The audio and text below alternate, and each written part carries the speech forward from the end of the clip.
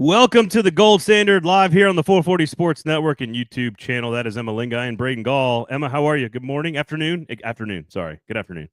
Good day. Good day, sir. We are brought to you, of course, by Sinkers Beverages and Shotgun Willie's Barbecue. A couple of things today on the pod we're going to get to.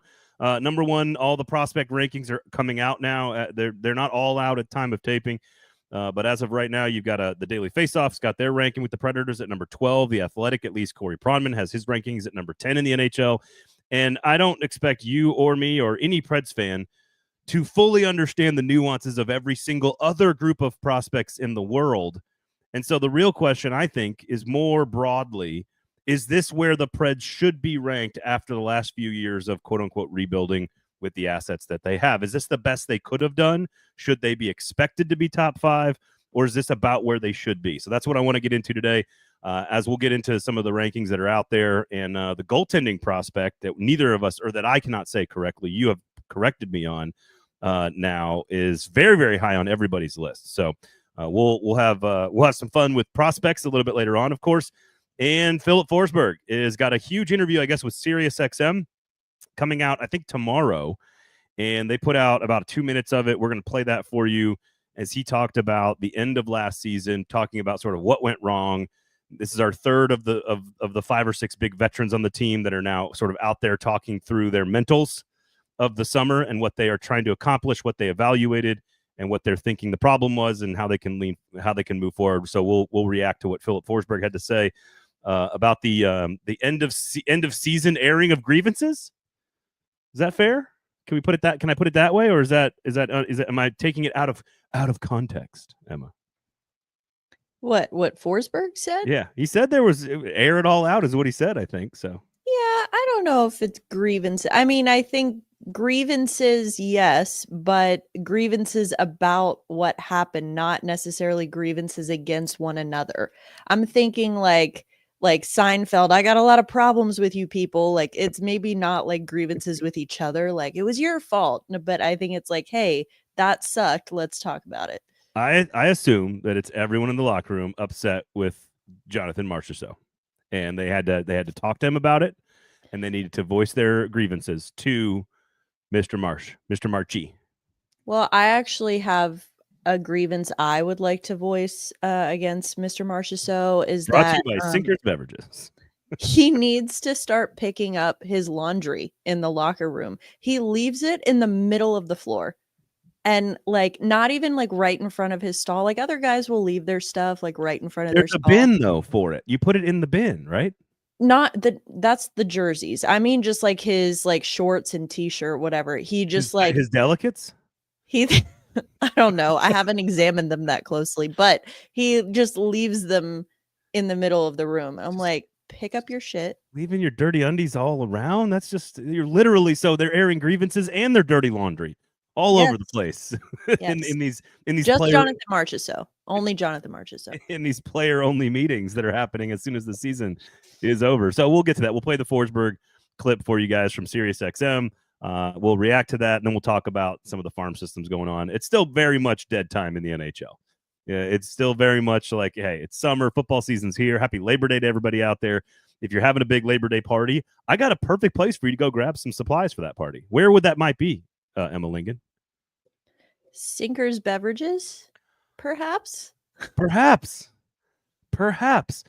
They have a fantastic bourbon selection. They have an enormous wine selection and experts that can help you with all of that for picking out the exact right cocktail or menu offerings for your Labor Day gathering. If you're like a barbecue, if you're like me, I am hoping and wishing and praying that the weather stays like it is so that I can have soups and chilies this weekend. I want to make chili on the first weekend of college football.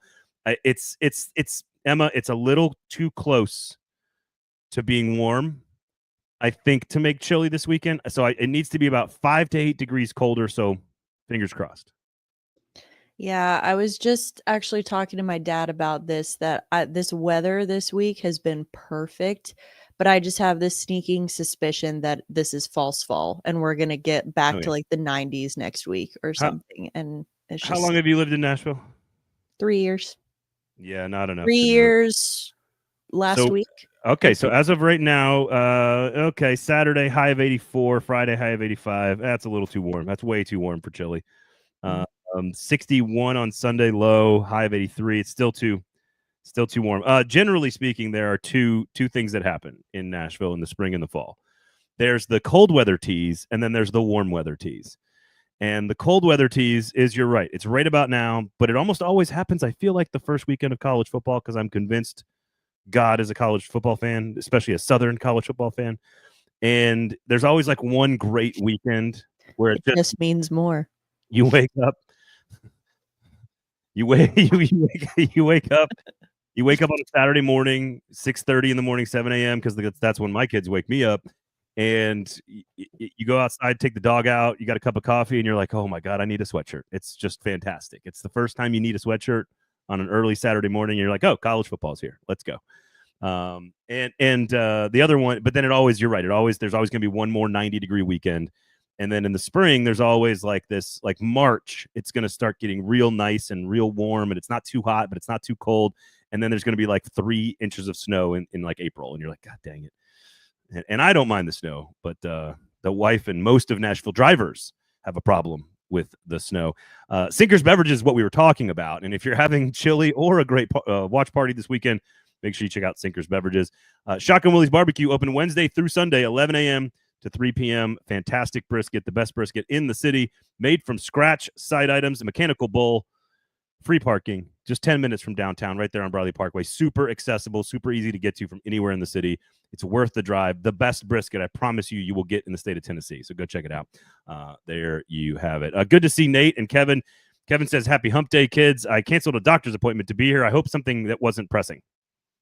I hope you take care of your health, because this will live on the internet forever.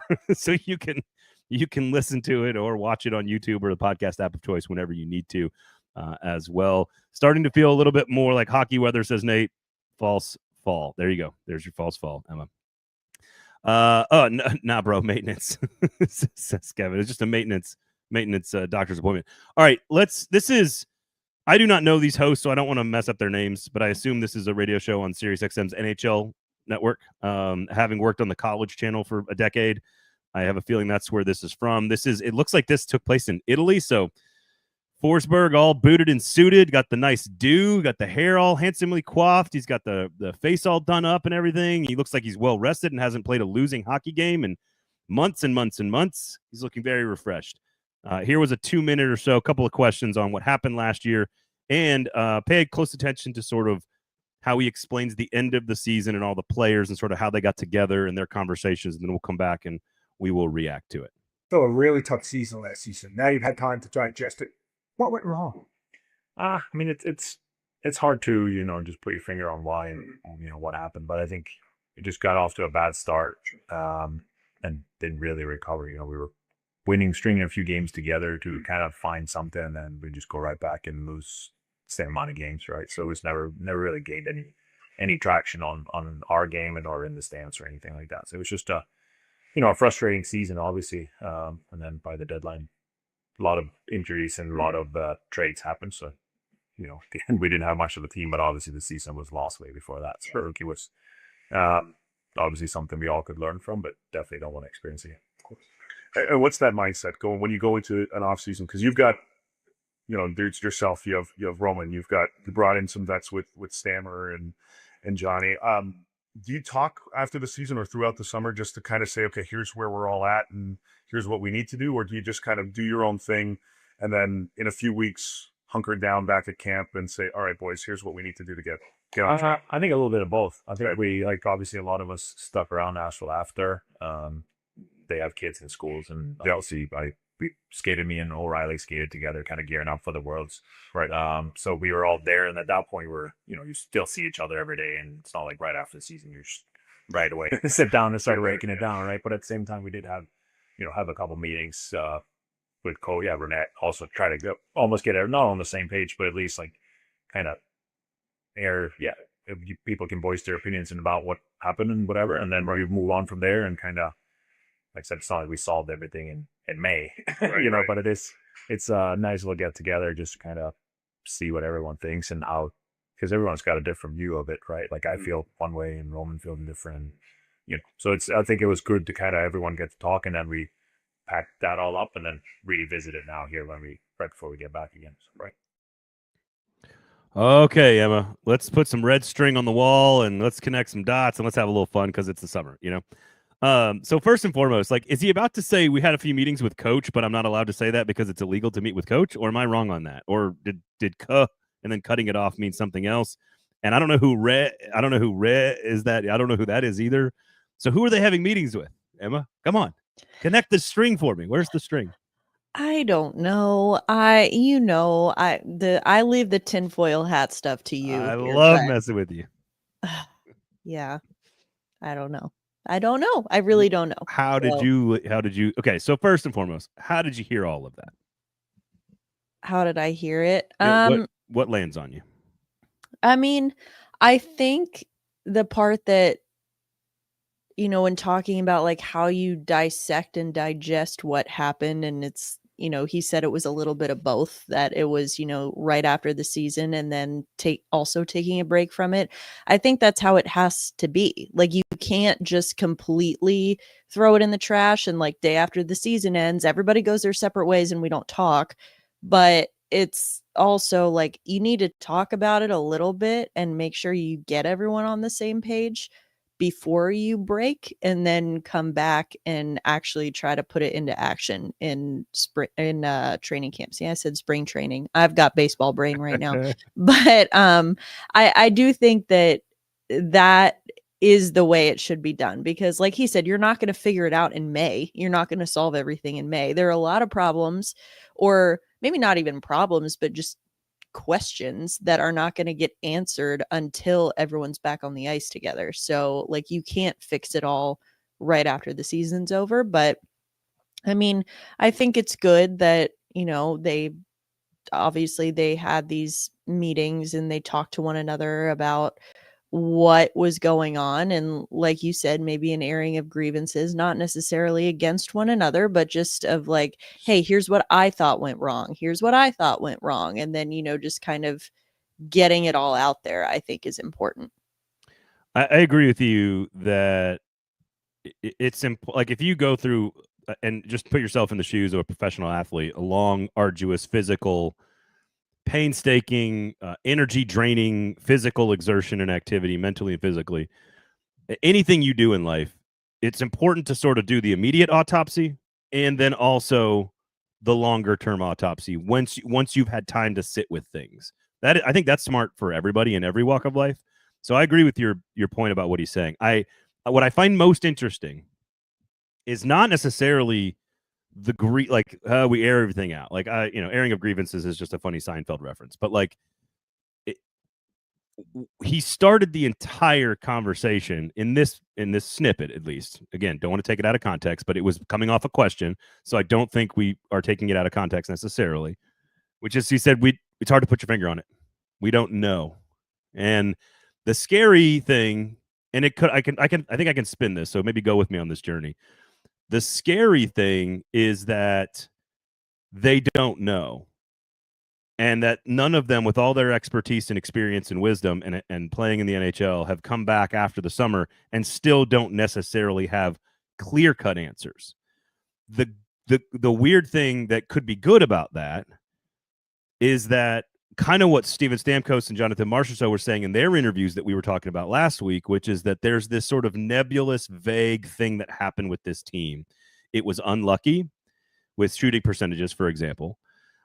They were all looking to each other to take leadership early on, and it was like the Spider-Man meme saying, no, you do it, no, you do it, no, you do it. And then by the time they figured it out, they were either too hurt, too far down in the standings, and as Forsberg said, we didn't really have a team there at the end, the trade deadline, etc. And that this natural progression back to the mean of being, Steven Stamkos, Marchessault, Josi, Forsberg, all these guys, O'Reilly, that are better than what they were last year, is going to happen naturally. Saros, etc. That they don't need to maybe overthink it. They don't have to overanalyze and dissect everything. That we trust our instincts, trust our training, trust our experience. We're going to be okay. I think you could spin that both ways. I think you could spin it as a bunch of guys who aren't really a team grasping for straws. And I think you could spin it as a bunch of veterans who've been around a long time that know to trust themselves. And I don't know which one it is. Far be it for me to be an optimist, but I tend to lean toward the latter option where it's like and it's kind of what I've been saying. So apologies if I sound like a broken record here, but I've been saying this, like, you have to believe, like, with the entire body of work that we have from all of these guys, to some degree, last year had to be some sort of a fluke, an outlier. And so I think that you don't want to overcorrect. I've said this about Barry Trotz and the moves that he's making, like, you don't want to overcorrect. And I don't think he did this offseason. But then, same goes with the players too. Like, you want to kind of hold the line a little bit, trust yourselves, trust your ability, because I find it really difficult to believe that all of a sudden, like, this team completely just forgot how to play winning hockey. It just, I mean, so I think of it, but that's why they're trying to get everyone's perspective about it. Because I don't think that anyone thinks that their perspective, like, has all the answers, which is awareness. It's good, but it's also right, like, because no one person is going to have all the answers. It's going to be somewhere in the middle of that combination. I mean, it's kind of like, I remember I assume Colton Sissons has all the answers and he left with them.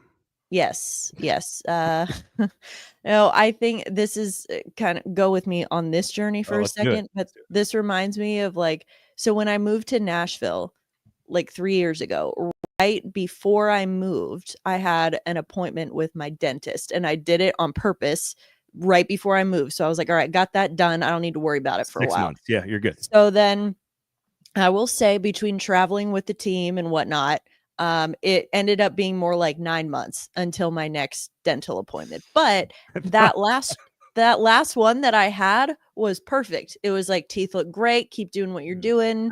No problem.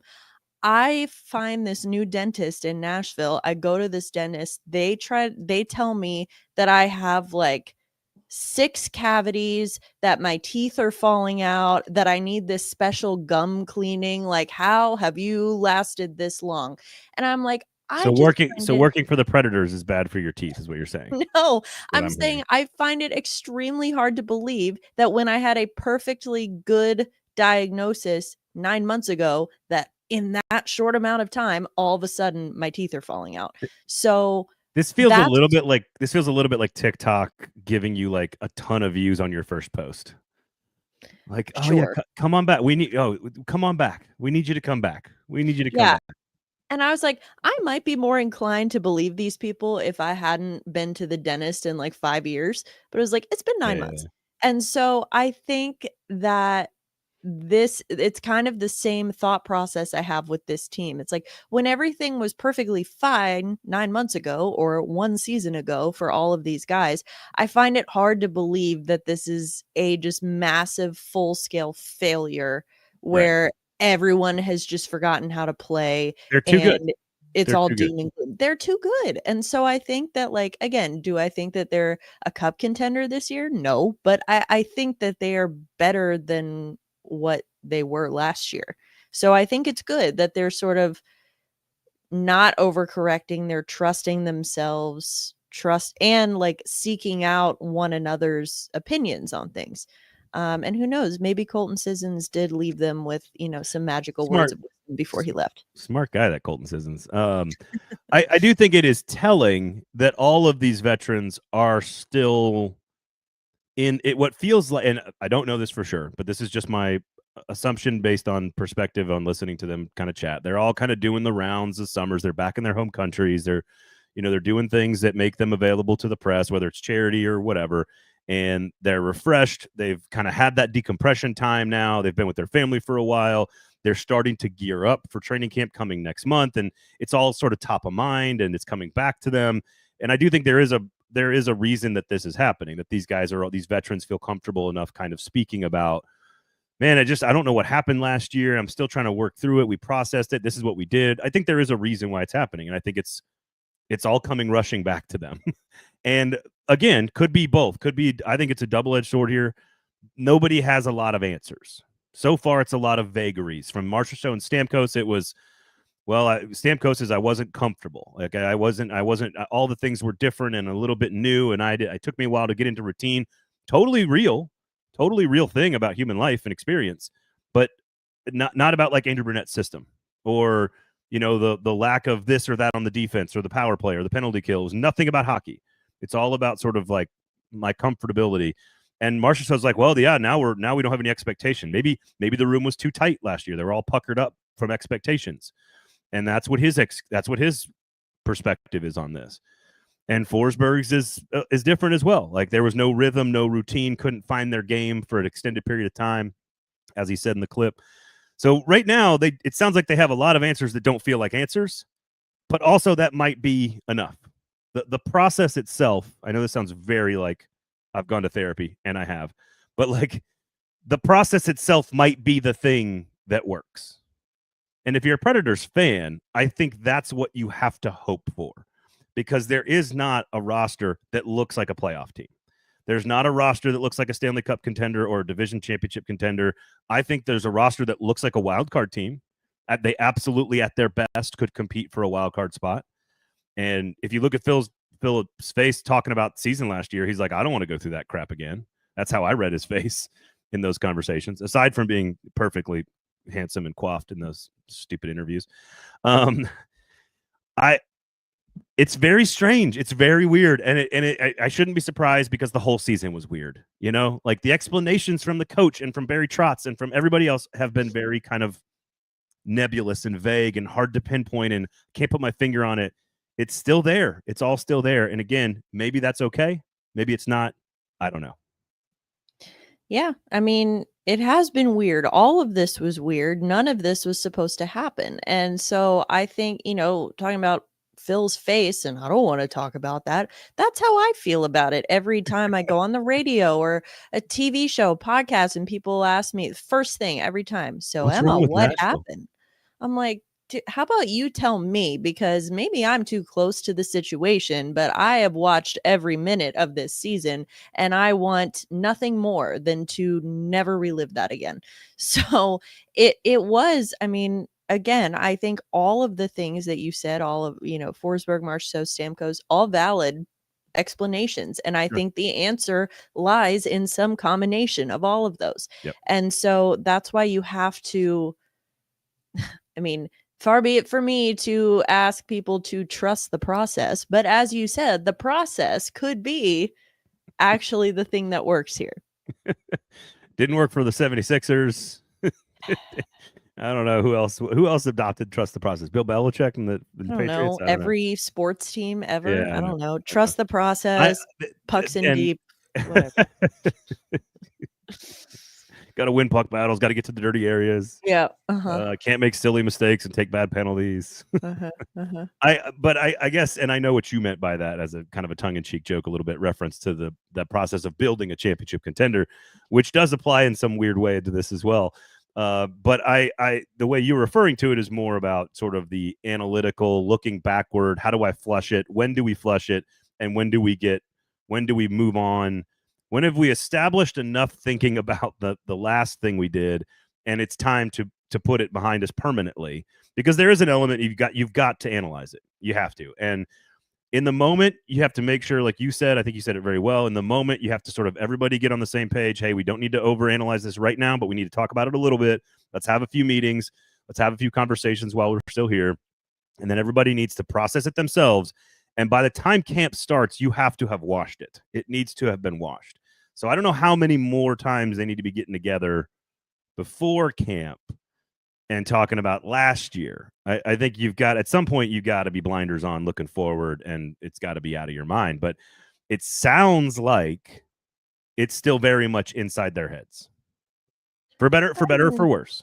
Yeah. But I also think, in terms of like what you're saying, not continuing to look back and more looking forward. I mean, there's certain guys, certain position groups, I think, like one name that we haven't mentioned, for example, is Brady Shea.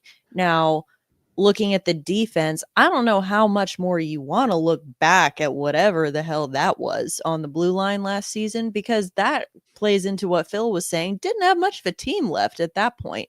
So Agreed. But the when the first half of the defense, season for him yeah, personally, but again, I'm not defending that. But I will say, I do think that Brady Shea improved as the year went on. I think he looked much better by the end of the year. Agree. But again, like when you're talking about how you play together as a unit, all of that, I mean, like how much more useful or effective is it going to be for him to keep reflecting on last year when he's going to be playing with an entirely different group of people next year or this year? So I think there's like, again, that's why there's nuance to it. There's certain things where you want to talk about it. It's like when you're having an argument, right? It's like, okay, we don't need to hash it all out right now, but like I want to talk about it. Just want to let you know this is what I'm feeling. We can take some time and separate and then come back and talk about it. But yeah, also sounds like I've been to therapy maybe. And I have. It's good for everybody. It's always good. is. It's a positive. It's a net positive for everybody. It just is. We all go to therapy to deal with the people in our lives who won't go to therapy. So keeps and then after that, you go to Sinker's Beverages, and that Yes. takes care of the rest.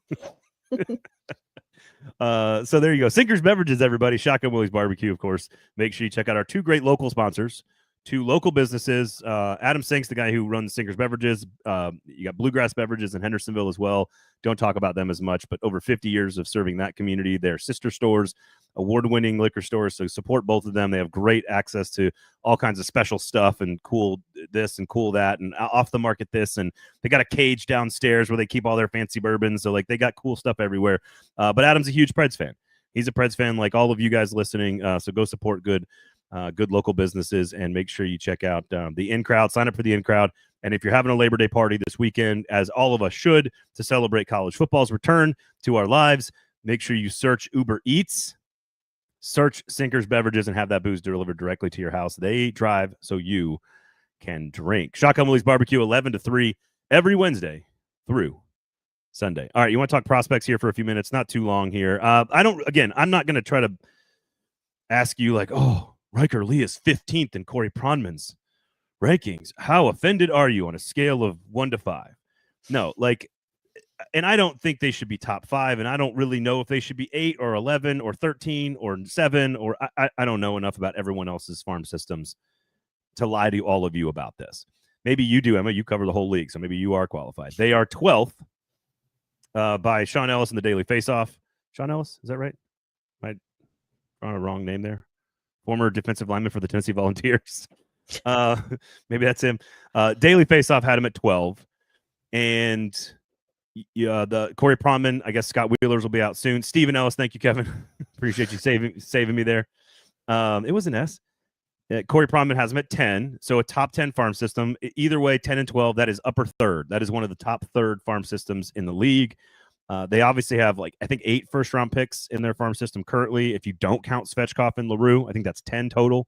If you count Svechkov and LaRue, everybody very, very high on the new goaltender, Jack Ivan Kovic. It's not Ivankovic. No, So, I Ivan did the Kovic. same thing. I wanted to say Ivankovic, but it's not that. It's not that fancy. So they have Mullen. I think Pronman has Molendyke at 3. Again, I'm not going to get into all the like everybody very high on David Edstrom. Everybody very high on Ivan Kovic. Got it. I got it. There you go. Everybody's high on those guys. Everybody very high on Cameron Reed. Differing opinions on Teddy Stiga and Igor Surin and Andrew Gibson but like I think the overall analysis is fairly accurate, and I want to get your thoughts. Which is, first, they don't have a superstar talent in the farm system, and that keeps them from being a top 5, top 3 farm system in the NHL. But that they are as deep as they've ever been, maybe in the history of the franchise, and they have talent at almost every position. They could use some more depth on defense. But when you have Molendyke and Reed both in your top 4 or 5 prospects, you have a goaltender in your top 10 and a bunch of forwards, you kind of have a good balance there. Is that how you view this? Is, hey, they are a top third farm system. They've done an excellent job building depth. They have a lot of options, a lot of first-round picks. They don't have that marquee guy. but it's one of the best. It's one of the better units or groups in the NHL. Is that how you see it? Yeah, and I do think that this is, what'd you say? They were 12th in the league. I think that's about as good as you can expect for where they've been drafting for these last several years. I mean, you look at a team, for example, like, now I'll admit, I apologize, I don't know where Chicago ranks in the Pronmans or whatever rankings you were looking at, but I would imagine fairly high.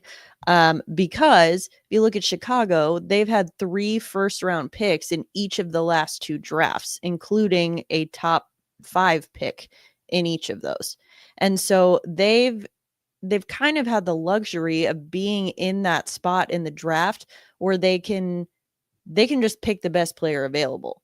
And in doing that, they have been able to kind of build their future around those best players available and not only draft for need. And so like they're going to end up with several top tier prospects. They've got like a well-balanced team. But that's because of where they've been drafting for the last several years. So you have to think about that too. I mean, with Nashville, they've been consistently, of course, until this year, drafting into they're drafting in the bottom third, bottom half, bottom third. You kind of get what you get at that point. And I don't mean any disrespect in terms of like, you're not going to find anything good down there. But I mean, talking about not having that one blue chip superstar prospect, I mean, you're not really going to get that in the bottom third of the draft. So I think, like I said, 12th or wherever they are, that's about as best as you could ask for. They're 12th in daily faceoff. Chicago is 3rd in the daily faceoff. Yeah. And they're 10th in Pronman. There'll be a Wheeler one as well. And I'm assuming then sort of like an athletic one altogether. And so that's still coming in. But again, I wanted to look at similarities, like where do these scouts agree on stuff? And both of them very high on David Edstrom. Number 2 on Corey Pronman's list, number 3 on Ellis's list. And I thought interesting, Scott Nichols saying he's a 3rd-line center. So that he's more of a Colton Sissons guy. But again, what it sounds like is, and I thought listening to Ellis talk with Gover on It's All Your Fault this week, good interview, go check that out, is that there are like 7 to 8 to 9 starting NHL players in the farm system. And that is a lot of talent. There may not be the number 1 Connor Bedard guy or the Gavin McKenna or whatever, or the James Hagans. Really? You went there? Well, so Ellis said 2 things in that interview that I wanted to play for you guys, but I'll let you go find it whenever you calm down from hearing this. That you should have taken James Hagans number 1 and with the pick at 5, and that Brady Martin is a winger. Just take a deep breath, everybody. Oh boy! I immediately went RIP mentions as soon as I heard Ellis say that. The point is I think your point is accurate, which is this is, I think, as good as you could have done with the assets you had. You only had 1 top 10 pick in this entire farm system here. All these picks have been like 15 or later, most of them 20th or later. And you're doing a pretty good job of you got a goaltender prospect that everybody loves. You got 2 top flight defensemen, if not 3 and 4, potentially. You've got, Surin and Stiga are among the most liked prospects from last year's class. This year, everybody grades the draft they did in the first round, and then Ivan Kovic as like a phenomenal haul for the team. So everybody loves the draft they just performed, and from the experts, not necessarily from all of us or whatever. And so I think it's as good as you could get. I think top 10, and I would imagine part of the reason Pronman has him top 10 is that he is including Svechkov at, I think, number 8 and Zach LaRue at number 13. And I noticed Kemmel in there at 12. I think that is the key. Prior to this draft class, all those guys would have been like 4, 5, and 6. And now you've added 4 or 5 prospects in this class that moves everybody down a few notches. David Edstrom comes in, moves everybody down a few notches. And so the fact that you've built this much quality depth where Riker Lee is 15th and Joachim Kemmel is now 12th and Zach LaRue, an NHL player, is 13th on your farm system, that tells me you have as deep a group as you've ever had. And I do think that this is as good a job as they could have done with the assets that they had over the last few seasons.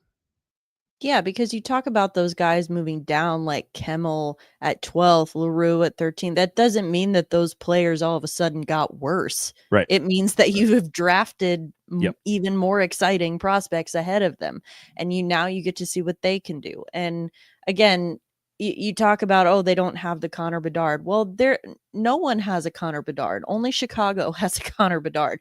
And like we've gotten so, I think it's been the Bedard effect, the Celebrini effect, whatever you want to call it, is that these last couple drafts have had like the guy. And that's, if it's so clear at the top, and if you don't have this player, like every team should end up with a player like this. No, the reality is that doesn't happen.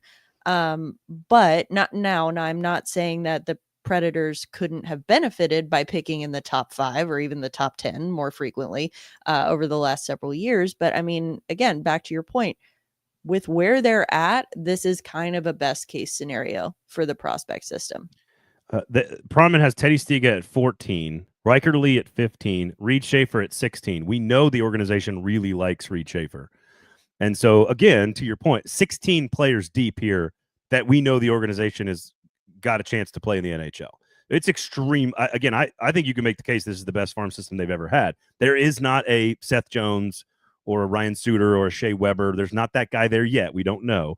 But if you're telling me Reed Schaefer is 16 and Riker Lee is 15, who we know the organization loves both of those guys in a very big way, from like an expectation standpoint, I think you're in good shape. A lot of people love Teddy Stiga. LaRue's already playing in the NHL. Right, the two that are worth noting here from Pronman are that Ryan Ufko has moved up to 11th ahead of all of those guys. So he views Ryan Ufko as a better prospect than LaRue, Stiga, Schaefer, Riker Lee, etc. That's a compliment to Ufko, in my opinion. And the name that's moving, I think, at an important position is Felix Nilsson. That's a name that is top 10 on this list. Second round pick, so he's got some pedigree. That has got some size. Played a bunch of played some played against older players in at the Sweden level, and so it's really interesting to see him gain some stock in all of this. And again, if you look at this list, just based on what they are now, number 1 prospect is a center, number 2 prospect is a center, then you have D-man, and then you go center, Igor Surin at 5, you've got another center at Svechkov at 8, you got another center with Nilsson at 10, and then you go Kemmel and LaRue and Stiga, but you got 4 centers there in the top 10. So I don't know if they're all going to play there. I don't know if it's all going to be realized, but you got centers, you got a couple D-men, you got some wingers, you got some scorers, you got some grinders, and you got a goaltender. I think it's as good. Brady Martin's going to be a winger, so you take him out of the mix. Guaranteed. Please, somebody clip that. So Hey. Anyway, that's what I was thinking through. Is like, I think there's a lot of the fans, because they got a number 5 pick, and I don't know where they would rank if they had James Higgins. Like, Brady Martin's still number 1 by everybody, so I don't know. Like, I don't think their ranking changes. As he should be. He's the only top 10 pick that you've had in however many years. So that's exactly where you want him to be, at number 1. Right. So I think that, again, with the assets they have, the resources they have, they're in as good of a spot as they can be. Yeah, that's exactly correct. And so I think there's a portion of the fan base that thinks like, and it's probably because they have not been very good on the ice, like 2 of the last 3 years, really. And really, even the little 18-game streak got them into the playoffs, but like 3 years of like not great hockey. And I think you kind of feel after watching 3 years of not great hockey that you should have some elite prospects. And it's just not how it works. And I think having a top 10 farm system with 8 or 9 or 10 potential starting NHL players in it is pretty damn good. So I think it's okay to be excited about this group of players if you're a Predators fan, because they all feel like they do fit a mold. And I know fans are going to hate this, but like Surin and Brady Martin and Edstrom and like Molendyke and Reed with their skating ability, like they all feel like Predators. And I'm saying that is a good thing, not a bad thing. Well, and yeah, I just think that it's getting them to the point where, like you said, where you're watching 3-ish years of not great hockey. Not great hockey is very different than horrifically bad hockey. Yeah. And that was what we saw last year, or that's actually, again, to go back to the Chicago comparison, that's what Chicago's been doing. It's been bad hockey. That's how you end up with multiple top 10 draft picks in your farm system. And Nashville has just not been in that position. Now, I know a lot of fans think that they should be and they should have tanked or whatever, but I'm sorry, you need to let go of that dream because that is never going to happen under Barry Trotz.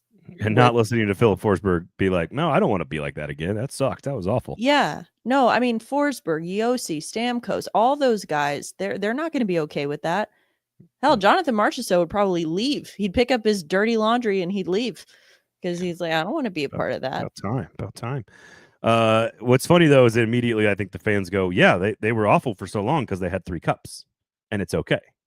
And I think that's the obvious final comeback that Predators fans don't have right now, which is, and I do think it's baby steps. Like, you have this bad chunk of hockey or average chunk of hockey or whatever, and like, what did you get to show for it? Well, you had a spectacular first run to a Stanley Cup final that I know was almost 10 years ago, but like still was one of the coolest things that's ever happened to the city.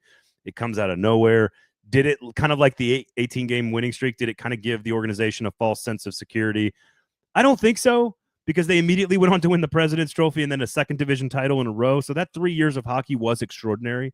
And did they get a championship out of the deal? No, but they got 1 trip to the final and 2 division titles. I think that's pretty solid. The fans expect more now, and I think that's okay too. So anyway, just look, just thanks everybody for lying down on the couch with us for this episode of the Gold Standard Therapy Edition. So Emma, where can everybody find you and find your work and get to all your great, amazing, wonderful work?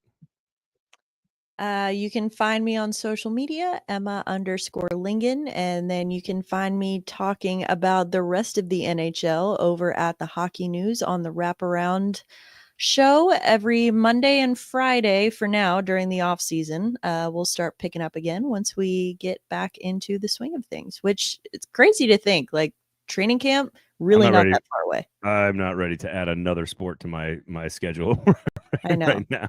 I can't believe college football starts this weekend. So do you have a college football team? Well, you SEC purists will say no, but I do. Go Deeks. Obviously, got Wake Forest right behind me. Oh, okay. So that's the alma mater. So yeah, it's good. Yeah. They are opening the season on Friday against Kennesaw State. So, don't aim too high. Throw out the records. Might be their only win of the year, honestly. Hey, Dave Clawson was one of the great coaches in Wake Forest history, and then he just retired. He's still there in some sort of advisory role, yes, but yeah. So I have no idea. Hey, maybe this is the Jonathan Marchessault method. Let's just go into this with no expectations, and we'll just see how it goes. You hired an interim coach from Washington State, so there you go. I think they are on that path. Don't you guys like roll the student section or something? Like kind of like Auburn? We roll the quad. Yeah. I say fair? We as if I do this currently and didn't graduate college 10 years ago. But yes, we rolled the quad. They roll. The children now roll the quad. The children. Is that unique to just Wake Forest, or is there other schools in the triangle that do that? We started it. It's our thing. I mean, it used to be only after a big win, like you beat Duke in basketball, then you go out and roll the quad. After a while, times got tough. It kind of became an every win kind of thing for football and basketball, at least. But maybe the greatest basketball player ever in American basketball history, and Tim Duncan, and maybe the greatest crossover in the history of the ACC tournament, Randolph Childress, knocking over a North Carolina player with a crossover. And that's like 97, I think, maybe 96, something like that. Yeah, something like that.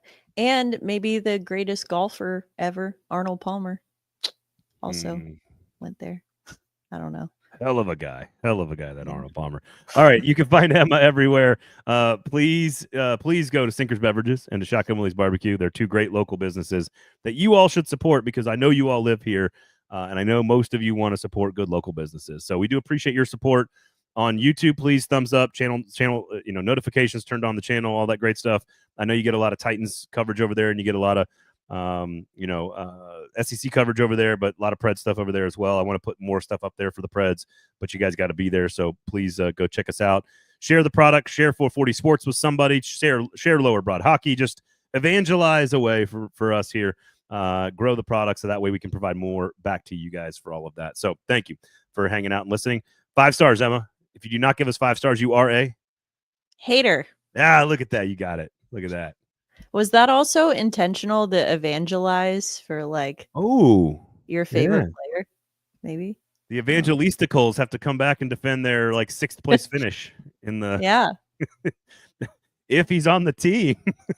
Well, is fantasy happening again this year? Of course it is. Of course. Right, Why not? Why not? You want him. You have to be in the league. You have to be in the league. Oh, I know. And I'm committed, at least in theory, to being better this year because I'm pretty sure I finished very close to the bottom of the league. I pulled my best Nashville Predators impression. I was going to say, committed in theory sounds a lot like the Nashville Predators.